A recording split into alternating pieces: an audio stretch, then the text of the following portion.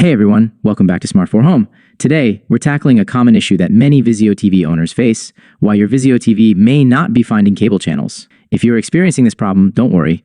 We'll walk you through the possible reasons and solutions, step by step. 1. Check cable connection. The first thing to do is check your cable connection. Ensure that your coaxial cable from the wall outlet is securely connected to the TV's antenna or cable input port. 2. Run auto channel search. Next, let's try running an auto channel search on your Vizio TV. Sometimes, the TV might not automatically detect channels during setup or due to changes in your cable service. Verify cable signal strength. It's important to verify the signal strength of your cable connection. Weak signals can prevent your TV from detecting channels properly. 4.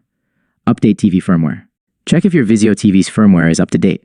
Manufacturers often release updates that can improve channel detection and overall performance. Reset TV to factory settings. As a last resort, you can reset your Vizio TV to factory settings. This can resolve software glitches that may be affecting channel detection. Conclusion. That's it for today's video.